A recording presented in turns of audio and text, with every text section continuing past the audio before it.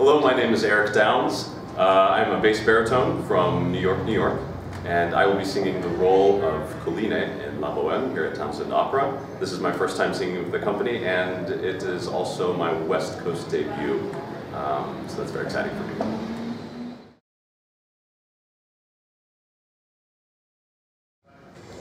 My journey into opera sort of happened in the most organic way possible. I think as a child I was raised in a pretty musical household. My father sang, my sister played piano, and I wanted to play piano as well. And so I began lessons in second grade, and in third grade I started singing with the Phoenix Boys Choir for 3 seasons until in 5th grade I went from second soprano to second bass.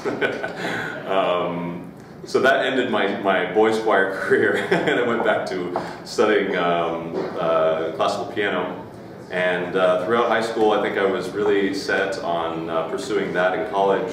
But I started doing a little bit of musical theater and took a couple of voice lessons again in high school, and got very involved in choir in high school as well, and realized I enjoyed being on the stage and enjoyed engaging in a dramatic and musical context on the stage, I think more specifically. And so then after high school I went to Pepperdine University in Los Angeles, California, and studied voice. And my teacher was a former tenor from New York City Opera, and also sang for a bit in Germany, and he sort of guided me towards opera, but I was really on the fence between opera and musical theater and couldn't really decide which I wanted until finally I was at a performance of San Francisco Ballet, actually, and realized how much, again, classical music meant to me, and I didn't think that I could take that that part of my musicality away from being on stage. And so I think at that point I realized that opera was really my true calling, and art song as well. As I progressed throughout college, I cultivated a real passion for art song as well.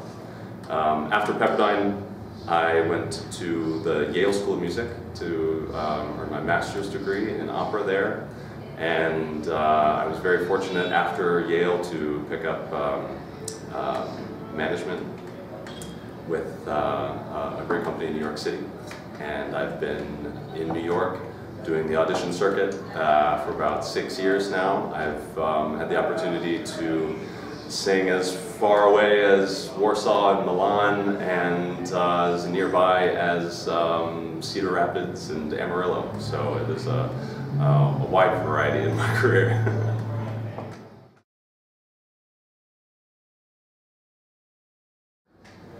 When I'm not involved in opera, I am a big fan of the outdoors. Growing up in Phoenix, Arizona, my family took us hiking every chance we got, and that was the idea of vacation for us, was strapping a pack to your back and hiking the Grand Canyon, which I did at age 9, I think. So that still is a huge passion of mine. I try to get outdoors as much as possible, and living in the big city, it's sort of necessary to get yourself away from the buildings, because they're not quite as much fun to climb as a big old mountain. So I like to hike.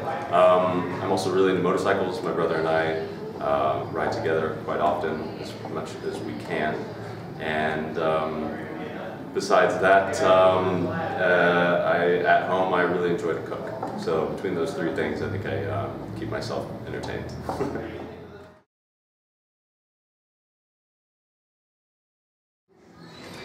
This will be my 4th production of La Boheme, all singing Colline. And Boheme for me is a really special piece. The fact that it is one of the great masterpieces of the operatic literature doesn't even really need to be said, and nor does the mastery of Puccini's vocal writing. But for me, what is very interesting now, as I've had a chance to perform the piece a few times, is the moments of the show where that really stands out. And Initially, I think it's easy to look at Quando me invo, Che geli da menina, and Mimi's two arias as great examples of vocal writing, and obviously they are. But for me, the interesting spots now that really affect me, that I feel really engaged in the compositional nature of it is Act 2.